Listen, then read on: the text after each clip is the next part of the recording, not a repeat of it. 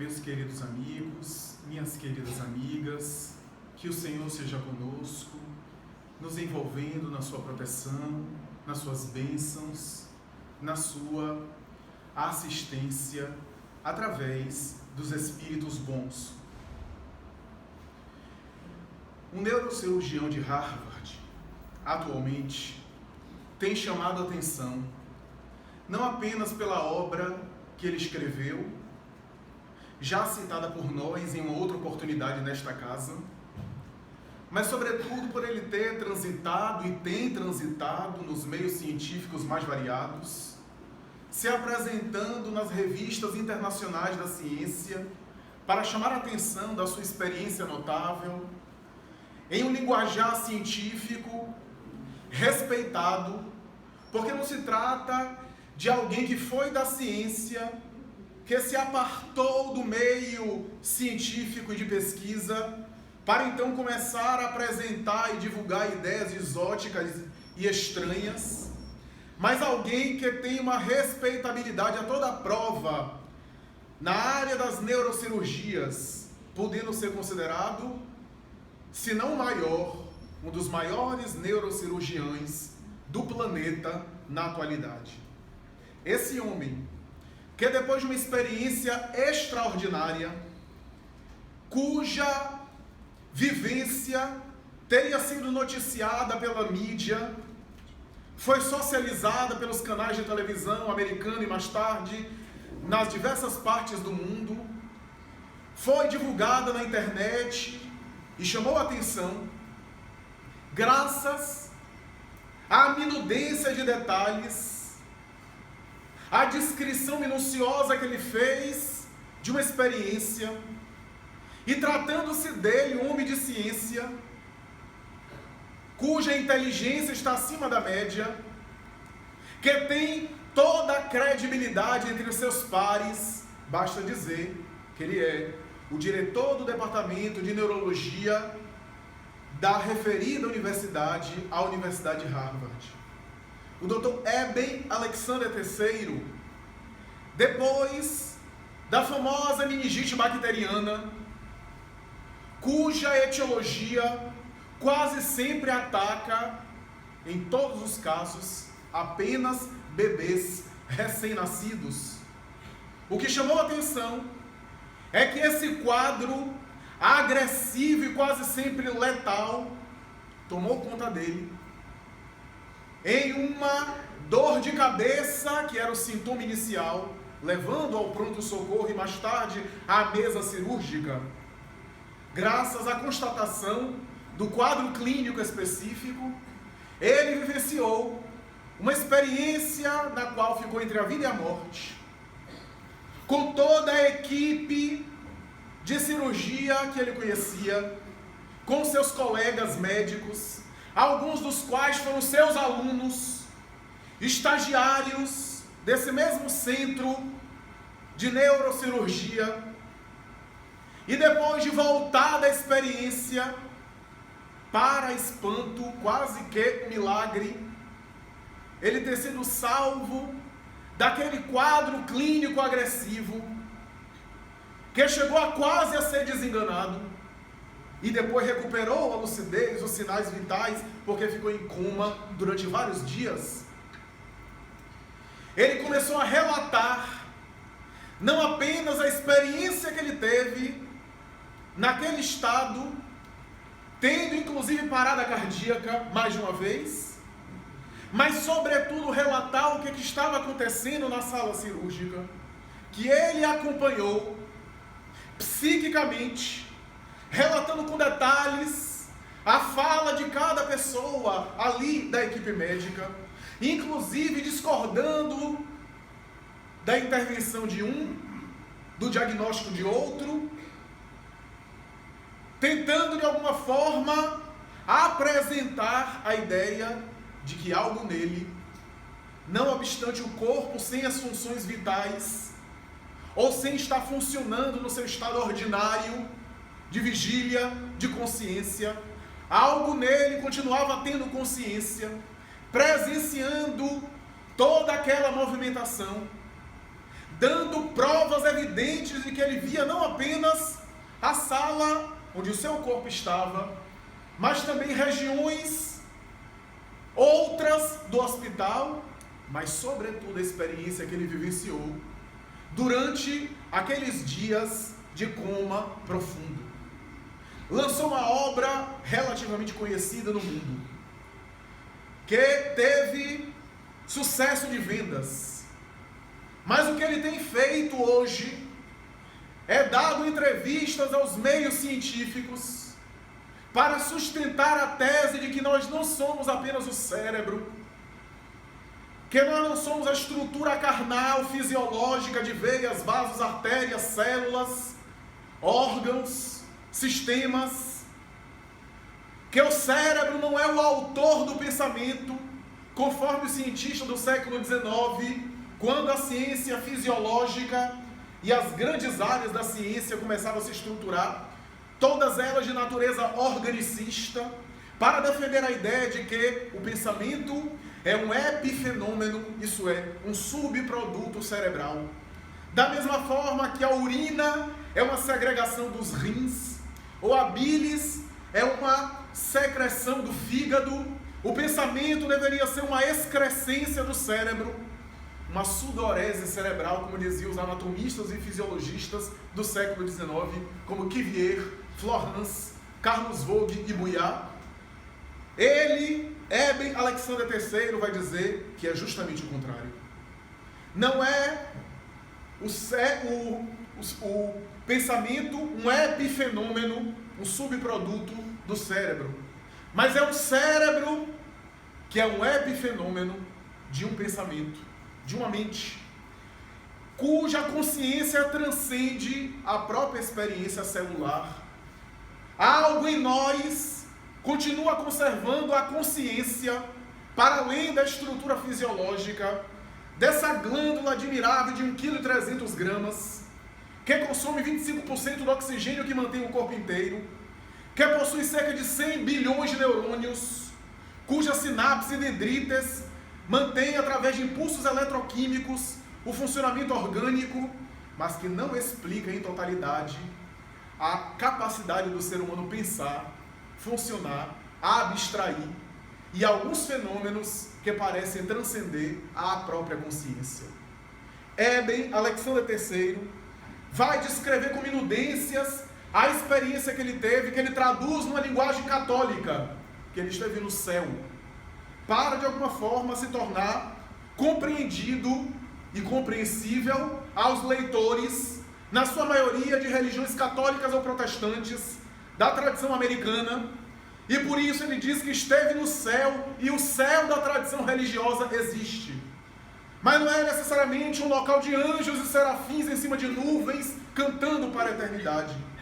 Mas são regiões psíquicas, construções, sociedades à semelhança da nossa, só que mais aperfeiçoadas, mais sofisticadas, com as quais ele manteve contato, nas quais tudo parece exuberar de uma cor mais profunda, de uma nitidez maior, de uma beleza mais acentuada, de riquezas de tom, de cores e de sons difíceis de traduzir para a linguagem humana convencional.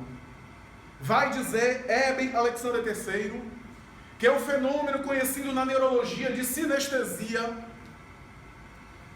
em que parece haver uma confusão psíquica, particularmente entre pacientes esquizofrênicos e pacientes que utilizam drogas alucinógenas, nas quais as percepções do aparato sensório motor ou sensório perceptivo parecem se confundir.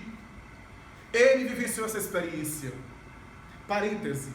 Na década de 60, um escritor e erudito britânico, Aldous Huxley, escreveu uma obra chamada As Portas da Percepção. Huxley, à época, era liberado o uso do ácido lisérgico, o LSD, e ele ingeriu o LSD inúmeras vezes para, de alguma forma, registrar aquelas experiências. Ele declarava na sua obra As Portas da Percepção que, sob a indução do LSD, as cores também tinham sons, e os sons apresentavam cores. Parecia haver uma confusão, uma espécie de distorção, em que o indivíduo visualizava sons, ouvia cores, parecendo haver uma espécie de distorção. Mas Hebe Alexander III dizia que esse fenômeno faz com que a experiência seja mais intensa, muito mais intensa do que a experiência 3D ou 4D das tecnologias atuais, do cinema, do áudio, da experiência tecnológica dos aparelhos eletrônicos. Ele dizia que tudo é intenso nessa experiência que ele vivenciava. E não me venha dizer, segundo ele, as hipóteses da alucinação psicológica, das drogas químicas que me colocaram e outras hipóteses que eu mesmo defendia porque era cético e materialista, todas elas eu posso refutar, disse ele. Todas elas eu posso contestar e nenhuma delas, as hipóteses materialistas, conseguem preencher todas as lacunas da experiência que eu vivi. Diz ele em um dos jornais de circulação americana e internacional recentemente, em uma entrevista publicada. Ele vai dizer que não apenas os campos, o verde que ele visualizou, as cidades que ele pôde contemplar, mas também os seres com os quais ele manteve contato, um deles, que parecia ser aquele anjo da guarda da tradição bíblica, que se apresentou ele na figura feminina, que se aproximou e teve um olhar difícil de colocar em palavras. Ele vai dizer, é de um amor, mas não é de um amor sedução. Mas também não é um amor fraternal, convencional que a gente tem, o gostar de alguém. Mas também não é de amizade. É um olhar que ao mesmo tempo que não tem a apatia, não tem também o entusiasmo. É uma serenidade contagiante. E uma compaixão tranquila, que me envolvia o ser como todo. Eu, não conseguindo articular as palavras, ouvia dela dizendo, você é muito amado por nós. Há outros seres aqui que te amam à minha semelhança, que aguardam você quando tudo isso acabar. Te esperaremos cá quando tudo isso encerrar. Mas tens necessidade ainda de ficar na terra, porque tua experiência no corpo ainda não se encerrou. E se faz necessário tu retornares ao hospital e recobrares a saúde física. Hebe Alexander vai dizer que a experiência que ele teve era tão estonteante que quase não lembrava, a não ser quando aquele ser começava a falar da sua família, das suas referências, da sua vivência na terra, das suas preocupações humanas, porque tudo aquilo perdia o sentido. Aqueles apegos, aqueles impulsos, aquelas paixões e posses que a gente coloca em coisas que não valem nada, naquele momento perdia completamente o significado. E ele vai dizer que somente através dessa chamada de atenção desse ser especial é que ele começa a se lembrar das preocupações terrenas. E isso parece ter colaborado com o processo de ele acordar na matéria. Ainda sobre os aparelhos da UTI, no hospital, onde ele estava internado, e lentamente colaborar com a sua recuperação. O livro Um Lugar no Céu, As Provas no Céu, e mais tarde uma obra chamada O Mapa do Céu, fala sobre essa experiência desse grande médico e neurologista americano. Mas a experiência não é nova.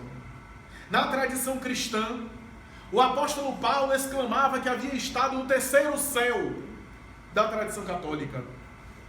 E vai ser Emmanuel, através do médium Chico Xavier, na obra imortal Paulo Estevão, escreve a experiência de Paulo, que ele não chega a detalhar na Bíblia, nas suas cartas, mas que Emmanuel vai trazer os detalhes na obra Paulo Estevão, quando diz que logo depois da conversão na estrada de Damasco, ele busca abrigo nas pessoas e o pai o expulsa de casa quase a pontapés. Isaac, aferrado à cultura tradicional do judaísmo, não conseguia compreender o filho que agora se tornava cristão. E o expulsa de casa profundamente magoado. Ele sabia que o pai não iria compreender. A mãe havia morrido, Dalila, há pouco tempo. E ele vai até a casa de um amigo seu do Sinédrio, Alexandre. E Alexandre, quando vê aquele homem esquálido, magro, quase que um mendigo, a barba mal feita, a cabeleira desgrenhada, o olhar profundo de quem não dormia, como se duas covas na face penetrassem e aprofundassem um abismo nos seus olhos. A expressão de angústia e de reflexão. Ele que tinha sido o grande perseguidor, cujas mãos assassinaram mais de uma pessoa, sob os açoites, o apedrejamento, o aprisionamento, a tortura até a morte de cristãos primitivos que ele odiava. E depois da experiência mística, entre aspas, na estrada de Damasco, quando ele vê aquele ser de luz dizendo: Saulo, Saulo, por que me persegues? Quem é você? Eu sou Jesus, aquele a quem você persegue. E ele tem um êxtase, uma emoção profunda, vai mais tarde pedir abrigo e não recebe. Alexandre, educadamente, vai levando até a porta e o coloca para fora. Ele busca um amigo seu de infância, Sadoc, que o trata como um débil mental. E ele fica no relento, à rua, vai até a igreja do caminho, a igreja cristã primitiva, dizer que agora ele era cristão, que ele havia se convertido. Mas os próprios discípulos de Jesus, por precaução, desconfiaram que aquele rabino estava, na verdade, armando uma estratégia, estava, na verdade, disfarçado para entrar na igreja e destruir os apóstolos. E não permitiram que ele entrasse, fechando as portas. Não tendo ninguém, diz Emmanuel, na sua letra emocionante, na sua literatura e no seu português clássico, difícil de repetir, com a mesma beleza, diz ele que dormindo ao relento, chorando até perder a consciência no corpo e adormecer, Saulo ainda não havia se tornado Paulo, sente-se desprender do corpo, ser levado a uma região diáfana, onde vai ver a vegetação em cor, a beleza daquela região, e nota alguém se aproximando rapidamente. Ele estava cansado, se prostra ao chão, e essa pessoa se aproxima, bota as mãos, uma das mãos, no seu ombro direito. Ele ergue a cabeça e explode em um pranto convulsivo. Tratava-se de Estevão Gesiel, aquele a quem ele apedrejou até a morte, que vinha recebê-lo e dizer: Saulo, tu choras, a luta apenas começa e tu já estás desanimado. Devo dizer que nós temos expectativas em relação a você. E ele pensa em pedir perdão, e Estevão diz: cala-te, não faças isso. Ninguém de nós é puro, todos nós temos os nossos equívocos, somente Jesus está acima das experiências humanas. E nesse momento a sua irmã, noiva dele, que havia também morrido por conta da sua indiferença e do seu abandono, de angústia, aparece diante dos seus olhos, se acerca do irmão desencarnado, ela que estava desencarnada também, e diz para ele: Saulo, nós não podemos ter um noivado na terra, queria lhe dar filhos, queria lhe consociar com você e viver uma aventura do matrimônio, mas ainda que essa alegria fosse frustrada, eu percebo que todas as alegrias da terra são passageiras. Se todos os sofrimentos do mundo passam, as alegrias também. E quando alguém está na aventura máxima da bonança, não consegue imaginar e nem refletir que vai chegar um dia que aquela mesma experiência será de dor, de enfermidade, de luto, de viuvez, de envelhecimento e de morte. E as criaturas humanas não nos preparamos para isso. Mas eu te espero cá para o noivado de eternidade. E ele vai tentando articular as palavras, perguntar o que fazer. E ela vai dizer: ama. Ele diz: mas o amor é a grande recomendação do Evangelho. O problema é fazê-lo. Trabalha. E ele percebe que somente através do trabalho, do serviço, a criatura realmente ama esse amor cristão que Jesus havia recomendado. O problema são as incompreensões, as dificuldades em toda parte. E Abigail responde: espera. E ele pensa que a esperança não é apenas a atitude cômoda de ficar sempre na angústia daquilo que não tem, esperando ter algo que se anela, mas é também na expectativa otimista de que o tempo recompõe tudo e coloca as coisas no seu devido lugar. Mas como suportar essa espera diante dos sofrimentos que são atuais? E ela vai dizer: perdoa e desapareça dos seus olhos. Ele desperta no corpo e 14 anos depois vai escrever a segunda carta aos Coríntios, no capítulo 14, versículos 2 a 4, quando vai dizer: há 14 anos atrás, eu conheci um homem, não sei se no corpo ou fora do corpo, foi arrebatado ao terceiro céu, e lá se ouviu coisas que não se pode dizer. Ele estava se referindo à própria experiência, mas que não detalhou, e vai ser Emmanuel que vai trazer essa experiência. Mas não apenas Paulo. Dante Alighieri, na Idade Média, era conduzido por Virgílio, o poeta romano, ao inferno, o purgatório, a regiões espirituais que ele traduzia na linguagem da Idade Média, e escreveu a Divina Comédia, essa obra magistral que, segundo Boccaccio, é a maior obra da Idade Média e é a inauguração da literatura italiana. Vamos encontrar, ainda assim, Tartini, o famoso compositor também da Itália, dizendo que sonhou sair do corpo e o diabo apareceu na sua frente, cantando uma sonata para violino tão bela que o que ele conseguiu compor é nada mais, nada menos do que a sonata e a obra-prima da sua carreira. E ainda assim, disse ele, essa sonata é muito imperfeita e é uma cópia, é uma xerox pálida daquilo que eu pude ouvir quando o diabo tocava para mim. Ele deu o nome dessa composição de Sonata ao Diabo. É porque as criaturas, às vezes, elegem o diabo como sendo autor de tudo. Nunca é Deus, sempre é o diabo. Aliás, tem alguns religiosos que continuam assim.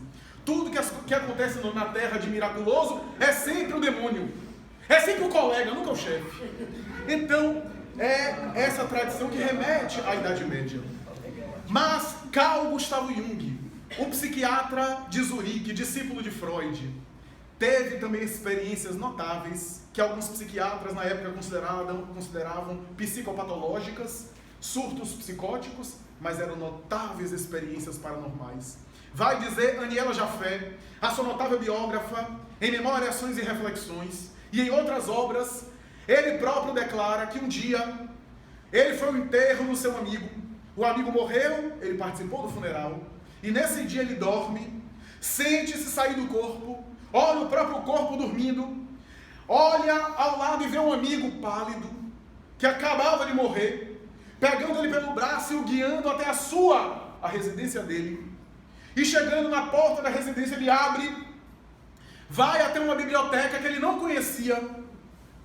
E nessa biblioteca, na segunda prateleira, de baixo para cima, à esquerda, haviam 5 livros encadernados em tom vermelho. E um deles, do escritor francês Émile Zola. Ele desperta daquele sonho, 3 horas da manhã.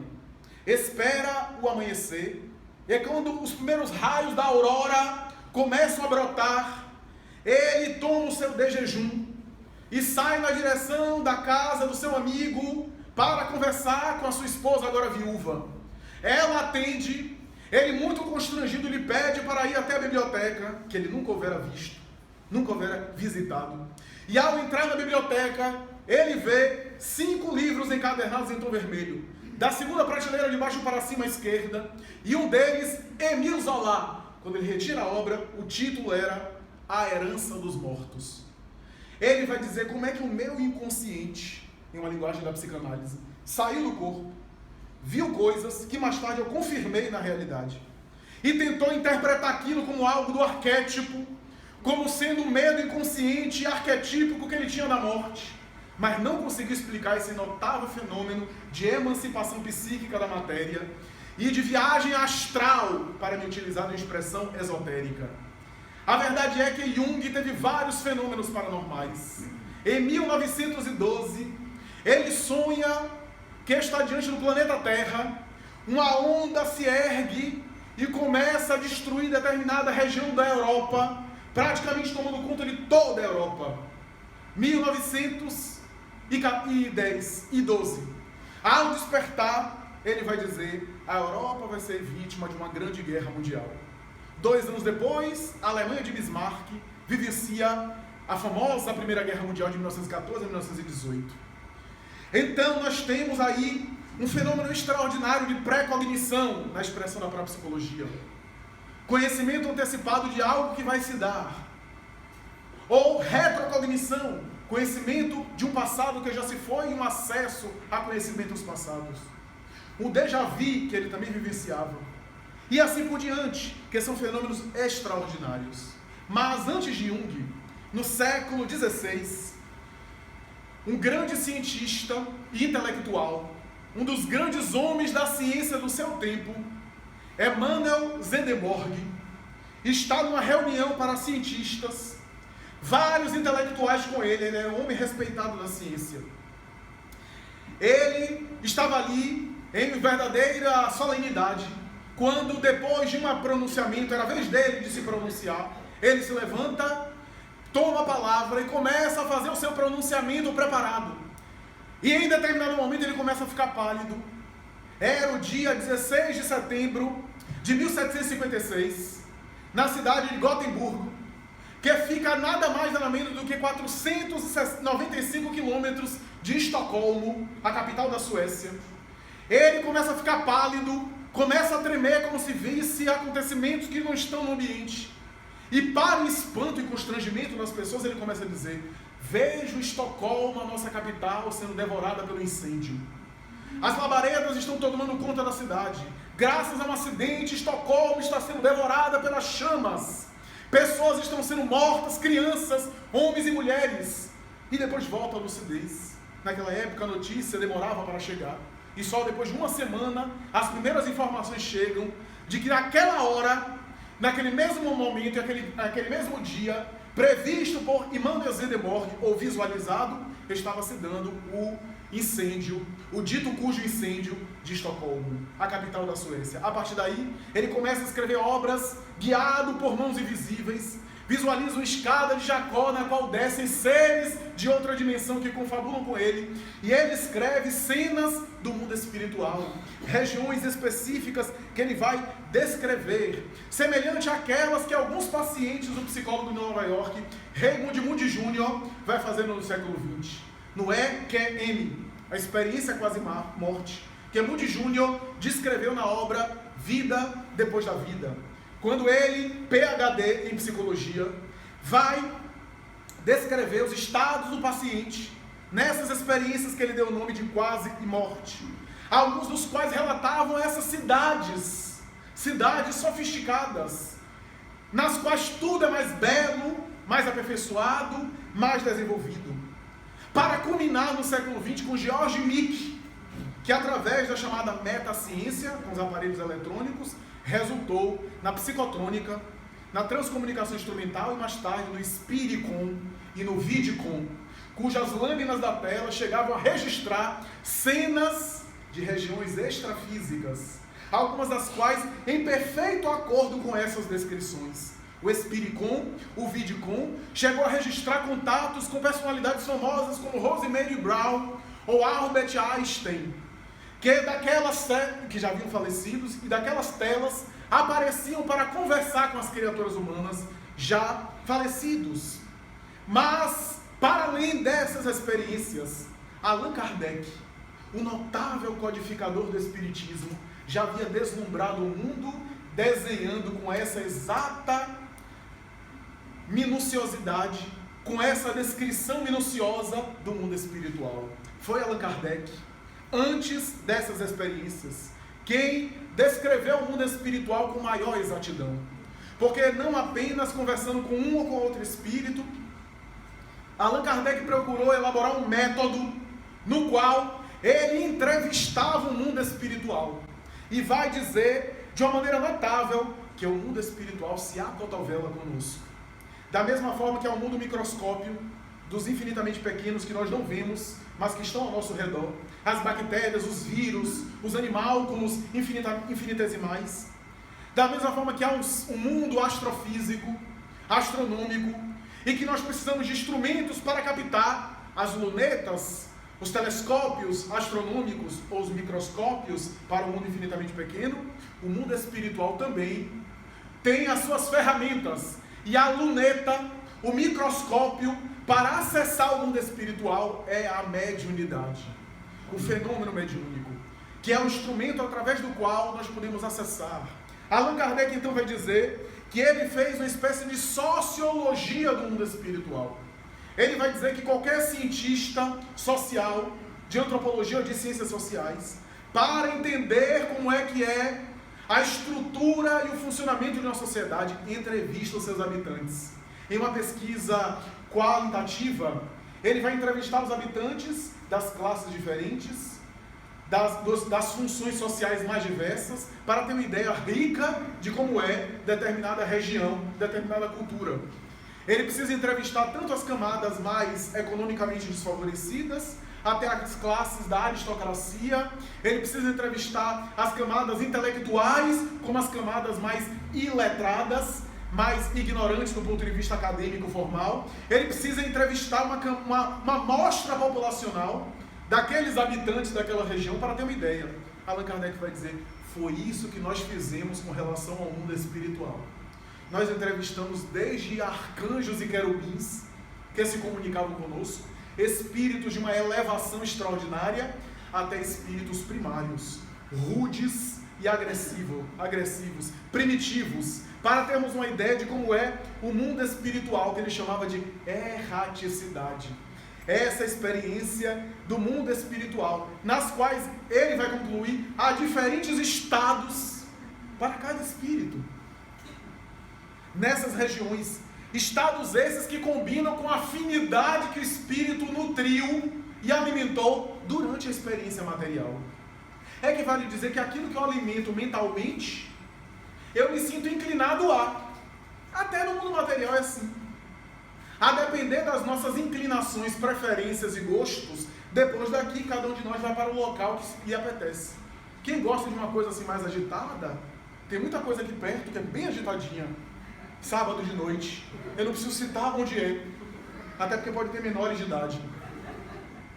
Se a pessoa acalenta isso mentalmente, vai para lá. Outros que têm outras preferências, vai para outros locais mais calmos, mais tranquilos, mais culturais. Tudo depende da afinidade que o indivíduo alimenta na sua mente, para a qual ele se sente atraído no mundo físico, fora da matéria, cujo mundo é muito mais sutil, muito mais plástico, entre aspas, muito mais de vibração. Essa afinidade é muito mais acentuada, é muito mais pujante, onde aquilo que o espírito alimenta, ele se sente arrastado magneticamente para aquelas localidades, para aquelas regiões. E não podia ser diferente. Allan Kardec vai dizer que todo indivíduo que falece no mundo material passa por uma espécie de perturbação. O termo perturbação não deve ser levado ao pé da letra, no sentido de perturbação ser sinônimo apenas de sofrimento, não.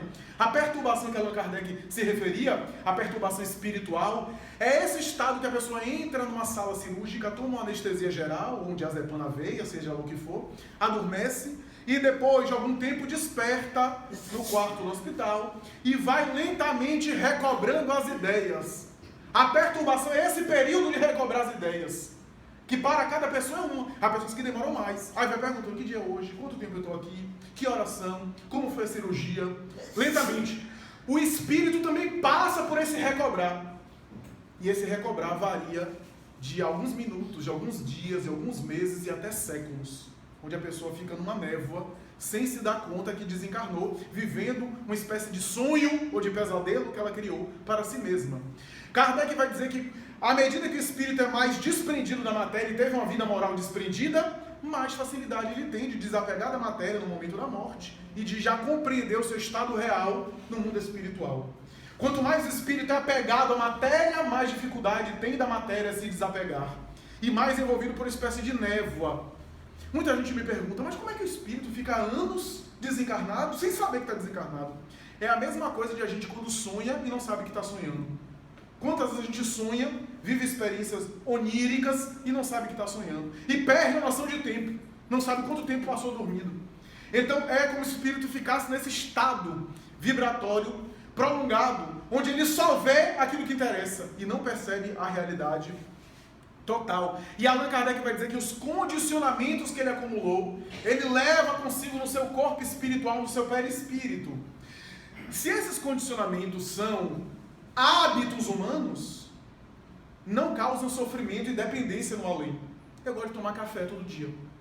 Mas o dia que eu não tomo café, eu não fico irritado, não fico com dor de cabeça, eu não fico querendo matar um, eu não fico querendo voar no pescoço de alguém. Não. Então não se trata de uma dependência. É um hábito que eu gosto, mas se eu naturalmente não sou escravo desse hábito, no mundo espiritual eu me diluo, eu desprendo-me disso facilmente, porque era também um hábito e uma necessidade do equipamento, do organismo. Mas se eu tenho um hábito que é um vício, que é uma compulsão, esses prosseguem no perispírito, no além-túmulo. E o indivíduo não tem corpo, mas tem o vício. E isso lhe causa sofrimentos para se libertar, dores, às vezes, perturbações. E essa é a causa da maioria das perturbações. Como acreditar que alguém que, por exemplo, tem uma vida ilibada no bem, voltada para a caridade e para o amor, desperta no mesmo espaço, entre aspas, na mesma circunstância, na mesma região, de alguém que viveu como, por exemplo, um pigmeu da África, um canibal da Nova Guiné, um índio primitivo de algumas tribos primitivas, cujos hábitos ainda eram selvagens. Como acreditar que desperto na mesma localidade? Seria uma imprudência maior do que uma professora que muitas vezes seleciona os alunos, ou a escola que seleciona os alunos de acordo com seu nível de aprendizagem, para ali formar uma espécie de grupamentos e de salas de aula específica para cada necessidade e para cada demanda.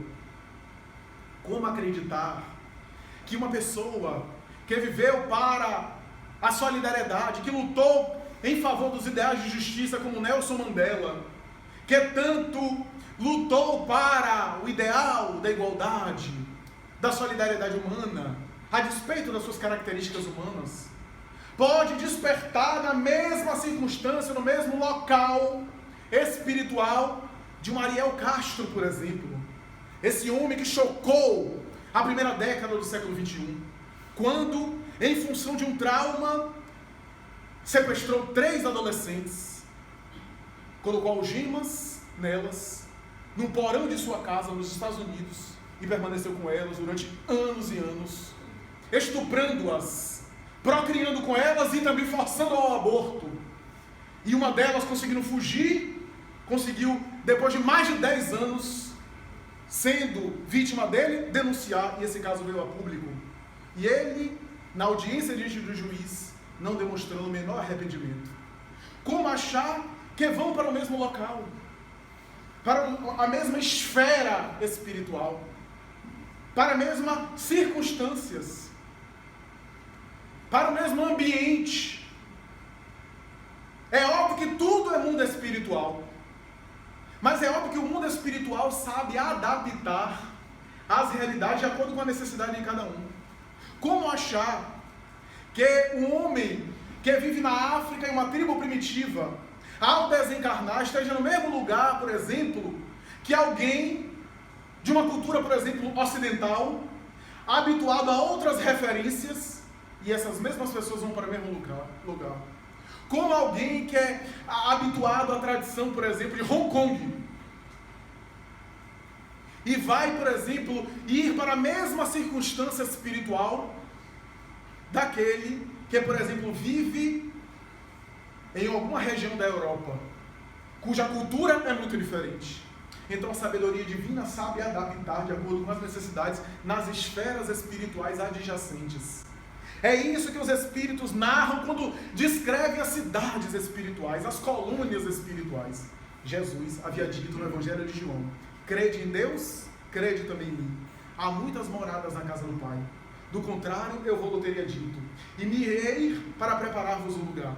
Allan Kardec, examinando esse texto, vai dizer que as moradas na casa do Pai a que Jesus se referia não eram apenas os planetas siderais, não eram apenas as regiões astrofísicas dos satélites, dos globos espalhados no universo, mas eram também as esferas e os estados da alma na erraticidade, que são diferenciados de acordo com o nível de consciência. Por isso as obras mediúnicas que falam de cidades espirituais, antes mesmo do espírito André Luiz, porque muita gente acha que colônia espiritual é cidade espiritual, é a ideia da cabeça de André Luiz.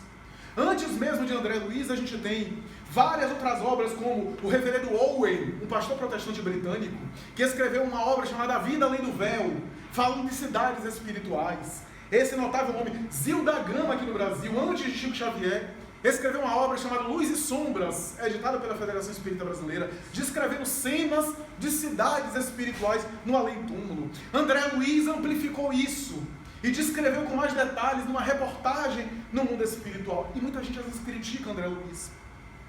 Algumas pessoas criticam de uma maneira até consistente, bem fundamentada. Outras criticam ridicularizando. Chico foi muito criticado na época. Como se o mundo espiritual fosse feito de fumaça e de lençol, de seres Gasparzinho no além. Como se a gente achasse que a gente ia despertar em uma nuvem de algodão, ia ficar em cima. Ou um grande lago, e quem não souber nadar? É óbvio que André Luiz não está descrevendo regiões superiores, regiões transcendentes. Ele não está descrevendo essas regiões. Até porque ele não teria nem como descrever. Porque nós não temos referências para entender essas regiões superiores. André Luiz está descrevendo cidades espirituais que são adjacentes à crosta. Para que a gente tenha ideia do local e inicialmente para onde a gente vai. Porque se você dorme agora e acorda, por exemplo, na Turquia, você vai ficar desnorteado alguns dias. Por causa da língua, por causa dos elementos culturais, por causa das suas referências. Ah, é a Turquia não, vou botar você no Iraque. Segundo a Bíblia, o paraíso de Adão e Eva estaria na região que hoje é o Iraque. Que horror, né? Então, você desperta no Iraque, com aquela paz assim, né, para lá e para cá. Então, você vai ficar desnorteado. Por conta das referências que você tem, dos hábitos que você tem. Até você conseguir se adaptar vai levar um tempo.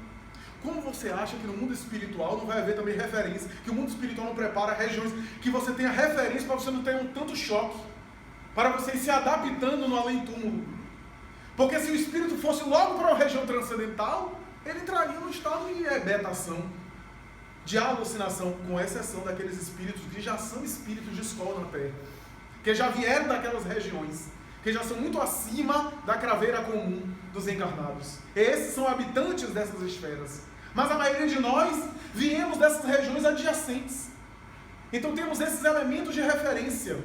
E por isso André Luiz fala de colônia espiritual, dessa cidade, que são construções psíquicas e fluídicas, estruturadas para a gente ter uma ideia.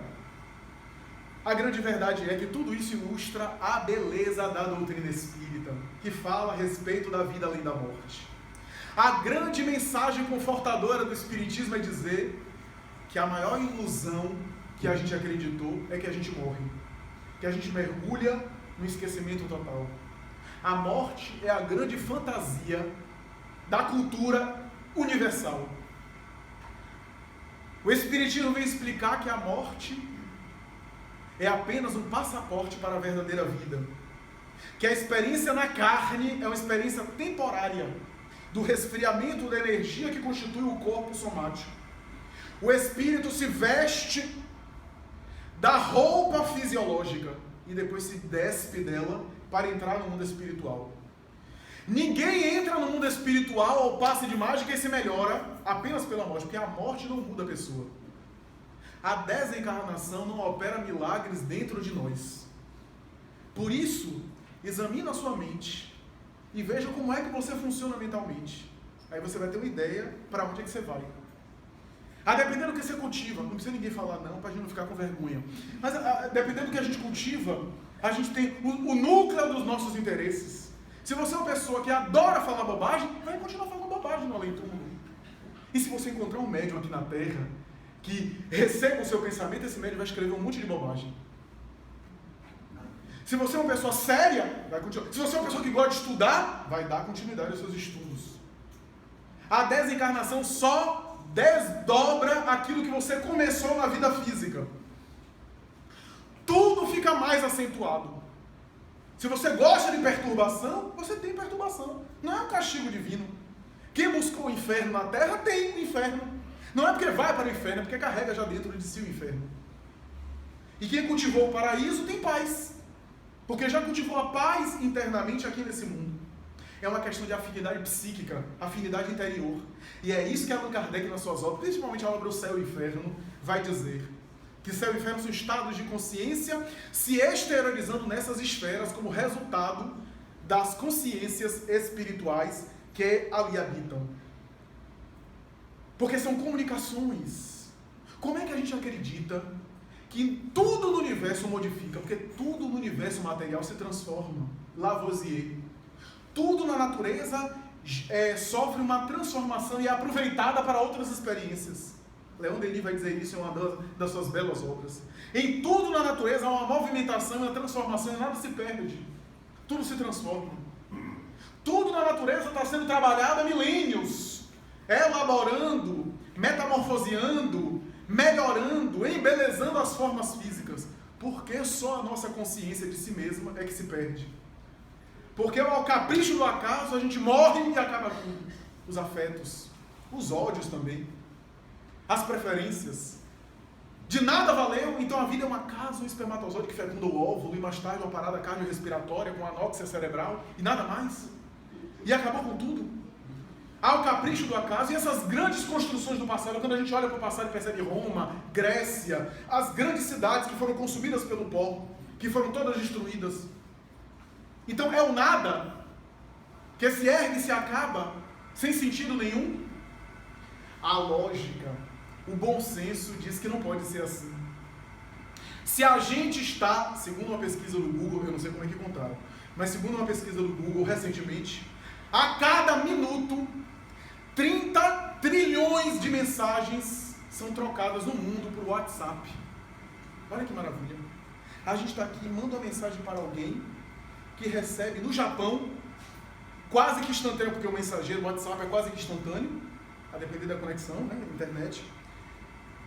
E a pessoa recebe na hora, ao vivo, dialoga ali com você.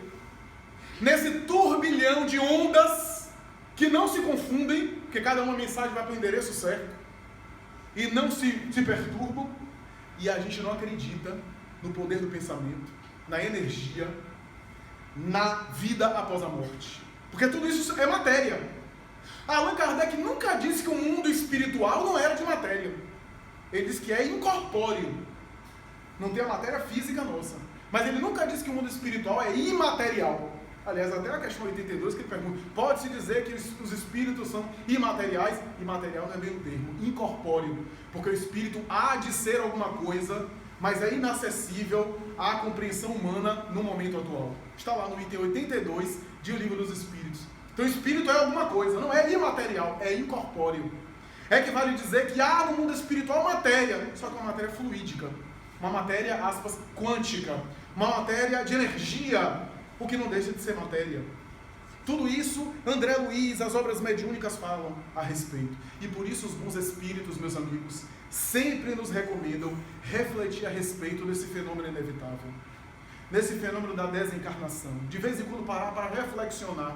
Não para fazer um culto mórbido da morte. Mas é porque quase sempre a gente passa uma vida inteira sem refletir a respeito desse processo que está acontecendo a toda hora. Só que como não acontece próximo da gente acha que nunca vai acontecer com a gente. Até que um vizinho, um parente mais ou menos próximo desencarna, a gente começa a pensar na nossa ou na morte dos nossos. Mas eu estou falando aqui e já morreram aí milhares de pessoas. Segundo as estatísticas americanas, são 7.500 pessoas por segundo que morrem. Quanta gente morreu só eu fazendo a palestra hoje? Talvez até acabar, todo mundo aqui morre e eu também. Espero que não. Na verdade vai, eu só não disse quando. Então é óbvio, sempre está acontecendo. A ilusão nossa é porque o instinto de conservação da vida nos dá uma ilusão que nunca vai acontecer conosco. É porque eu sou jovem, é porque eu ainda gozo de saúde. Né? Certa vez eu vi uma entrevista num programa desse, não me engano foi Jô Soares, entrevistando pai e filho. Ele tinha 115 anos e o menino dele tinha 85. E aí o entrevistador dizendo assim, e aí você chama, não chama a atenção dele, ele tem que me obedecer, etc. Mas uma hora não tem jeito. Por mais que a gente prolongue a existência física, uma hora não tem jeito. Teremos que sermos chamados para fazer esse translado para a vida espiritual. E como nós não sabemos o momento, porque não temos a ideia do momento que isso vai acontecer, ideal é que a gente se prepare periodicamente. Porque como não tem uma previdência privada nem o INSS lá, o ideal é que essa previdência seja feita na vida física. Essa previdência é aquilo que a gente acumula por dentro. É as horas que a gente aproveitou para o amor. As horas que a gente aproveitou para o bem nosso e do nosso próximo. As horas que a gente aproveitou para a caridade consigo mesmo, adquirindo cultura, se melhorando como pessoa, se iluminando, e a caridade para com o próximo, estimulando ele a evoluir, a iluminar-se também. Tudo isso é o que o Espiritismo naturalmente examina. Quando nós vemos esses problemas que estão aí, quanta falta de mortalidade nos faz. É claro que há vários fatores. É claro que há vários fatores. Mas, quando a gente para pensar que o administrador público que se apropriou do dinheiro da merenda escolar, o quanto ele vai padecer mais tarde para recuperar isso, muitas vezes sendo uma criatura submetida a tratamentos quimioterápicos a vida inteira, vivenciando demandas oncológicas ou outras demandas de outra natureza, e vivenciando as limitações na área financeira e de saúde. Se ele soubesse disso, ele saberia o preço caro que ele teria para pagar ao se corromper. Se alguém soubesse o quanto de lágrimas iria derramar em próxima experiência, depois de assassinar alguém, pensaria duas vezes. Quanta falta faz o conhecimento da reencarnação? Quanta falta faz esse conhecimento da vida imortal? A Organização Mundial de Saúde já estabeleceu até 2025 a primeira causa mortes no mundo não vai ser nem diabetes, nem câncer, nem AIDS, nem problema cardíaco. Vai ser o suicídio, por conta da depressão. Relatório da Organização Mundial de Saúde. Cada vez em número maior. Mas por que isso tem acontecido? Entre vários fatores, a falta de consciência da nossa vida imortal. Não é a falta de conhecimento. Conhecimento a gente até tem. A gente até sabe racionalmente. Mas a gente não se sente. A gente age de uma maneira diferente. Uma coisa é eu conhecer a imortalidade. Outra coisa é eu ter consciência que eu sou imortal. Que é muito diferente. Eu posso conhecer da religião, mas não me sentir vinculado. Por isso que os cristãos primitivos marchavam para a arena e entregavam a sua vida em holocausto. Não era apenas um conhecimento cultural, intelectual, formal. Era um conhecimento, era uma vivência também interior. Era um amadurecimento, uma reflexão interior. Porque em termos de conhecimento acadêmico, a gente tem muito mais do que eles. E nem sempre a gente tem a fé que eles tinham. Estou me referindo aos cristãos primitivos. Eu pego um aparelho desse, eu disse isso recentemente, um aparelho desse que eu tenho aqui em média 3.000 livros. Eu devo ter uma biblioteca muito mais vasta que Platão teve. Mas isso não me faz um Platão. Então não é uma questão de quantidade de livros que eu leio. Eu certamente tenho uma quantidade de livros maior do que Santo Agostinho tinha. Mas eu não consigo ter a mente, a sensibilidade e a sabedoria de um Santo Agostinho. Então não é apenas o conhecimento cultural, é uma educação de sentimentos. É o desenvolvimento de sensibilidades. Que o estudo ajuda, mas não é suficiente. Por isso, meus amigos, para concluir, Jesus foi o máximo dessa vida imortal, com a sua ressurreição. Porque quando ele volta e aparece aos seus discípulos inquietos, o apóstolo Paulo vai dizer: só existe cristianismo porque existe ressurreição. Porque a ressurreição é o coroamento do cristianismo. É a prova da imortalidade da alma. É a promessa dele que volta para consolar os seus amigos que estavam desanimados. E só pode haver ressurreição porque houve antes crucificação. Que mensagem!